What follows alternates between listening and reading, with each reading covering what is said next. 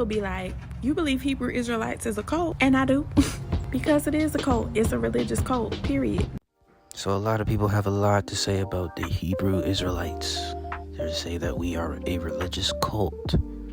But we're going to go through the Bible today and see if Hebrew Israelites is a cult, religious cult, or a bloodline. So let's begin. We're going to start with Father Abraham, or Abram, and move onward from there. And there came one that had escaped, and told Abram the Hebrew. For he dwelt in the plain of Mamre the Amorite, brother of Eshcol, and brother of Aner. And these were confederate with Abram. So, we are in Genesis 14. Abram is called a Hebrew. This is before his name changed to Abraham, but he is called a Hebrew. Surely you know that their God is exceedingly fond of them, and has done mighty things for them, such as have not been done from days of old, and amongst all the gods of nations there is none can do like unto his mighty deeds. Surely he delivered their father Abraham, the Hebrew, from the hand of Nimrod, and from the hand of all his people who had many times sought to slay him. After the name changed to Abraham, Abraham is called Hebrew. He's called the Hebrew. Now let's see if Isaac was called a Hebrew. And Shechem beheld Dinah, the daughter of Jacob, sitting with her mother before the daughters of the city. And the damsel pleased him greatly. And he there asked his friends and his people, saying, Whose daughter is that sitting amongst the women, whom I do not know in this city? And they said unto him, Surely this is the daughter of Jacob, the son of Isaac the Hebrew, who has dwelt in this city for some time. And when it was reported that the daughters of the land were going forth to rejoice, she went with her mother and maidservants to sit amongst them, as thou seest. So Isaac was called Hebrew, and now we're going to show that Jacob and his sons were called Hebrews. And all those kings of the Canaanites and Amorites that surrounded the city of Shechem heard that the sons of Jacob had again come to Shechem and dwelt there. And they said, Shall the sons of Jacob the Hebrew again come to the city and dwell therein, after that they have smitten its inhabitants and driven them out? Shall they now return, and also drive out those who are dwelling in the city, or slay them? And Jashub, king of Tapnach, consulted with his counselors about this matter, and his advisers said unto him, Alone thou wilt not prevail over the Hebrews, for they must be powerful to do this work to the whole city.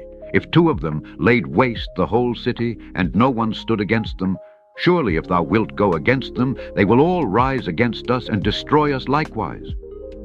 But if thou wilt send to all the kings that surround us, and let them come together, then we will go with them, and fight against the sons of Jacob. Then wilt thou prevail against them. There was there with us a young man, an Hebrew, servant to the captain of the guard. And we told him, and he interpreted to us our dreams. To each man according to his dream he did interpret. And it came to pass, as he interpreted to us, so it was. Me he restored unto mine office, and him he hanged. Then Pharaoh sent and called Joseph, and they brought him hastily out of the dungeon. And he shaved himself, and changed his raiment, and came in unto Pharaoh. Now that we know that Jacob and his 12 sons were called Hebrews, let's go into other places of the Bible and see if Israelites were called Hebrews. And just want to make it very clear, every verse that we have brought out so far shows that being called a Hebrew was based off of bloodline descendant. Who these people descended from. That had nothing to do with religion, but who they descended from. So I might also have confidence in the flesh? If any other man thinketh that he hath, whereof he might trust in the flesh, I more, circumcised the 8th day, of the stock of Israel, of the tribe of Benjamin, and Hebrew of the Hebrews, as touching the law, a Pharisee. A Christian's favorite, Paul, said he was a Hebrew. And there went a man of the house of Levi, and took to wife a daughter of Levi. And the woman conceived and bare a son. And when she saw him that he was a goodly child, she hid him 3 months. And the daughter of Pharaoh came down to wash herself at the river. And her maidens walked along by the river's side. And when she saw the ark among the flags, she sent her maid to fetch it. And when she had opened it, she saw the child, and behold, the babe wept. And she had compassion on him, and said, This is one of the Hebrews' children. And they said, The God of the Hebrews hath met with us. Let us go, we pray thee, 3 days' journey into the desert, and sacrifice unto the Lord our God, lest he fall upon us with pestilence, or with the sword. Moses, his mom, and his father were called Hebrews by the daughter of Pharaoh. Moses, in Exodus chapter 5, comes to Pharaoh and says, the God of the Hebrews. Again, the Hebrews are a bloodline descending from Abraham, Isaac, and Jacob. This has nothing to do with religion. This is about bloodline. Even when Moses says the God of the Hebrews, what he's saying is Yah is the God of the bloodline descendant Hebrews. Abraham, Isaac, Jacob, his 12 sons, the descendants of those sons. But let's get back to these Bible verses. Now the word of the Lord came unto Jonah the son of Amittai, saying, And he said unto them, I am an Hebrew, and I fear the Lord, the God of heaven, which hath made the sea and the dry land. Now Jonah is from the tribe of Simeon, a Simeonite, and he said that he's a Hebrew. Again, has nothing to do with religion. It's about bloodline. Now we are going to deal with the word Israelites. Does the word have anything to do with being in a cult, or does it have to do with bloodline?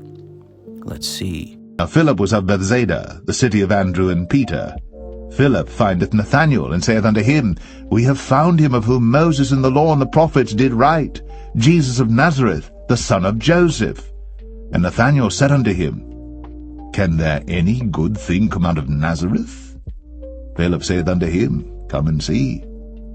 Jesus saw Nathanael coming to him, and saith of him, Behold, an Israelite indeed, in whom is no guile.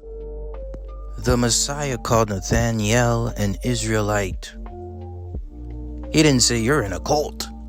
He said, you're an Israelite, in whom is no guile. Again, bloodline has nothing to do with religious ideologies. It's a bloodline. Are they Hebrews? So am I. Are they Israelites? So am I. Are they the seed of Abraham? So am I. I say then, hath God cast away his people? God forbid. For I also am an Israelite of the seed of Abraham, of the tribe of Benjamin. Paul said he's a Hebrew and an Israelite multiple times. That has nothing to do with being a cult. It's about bloodline. He descends from the bloodline of Abraham, Isaac, and Jacob.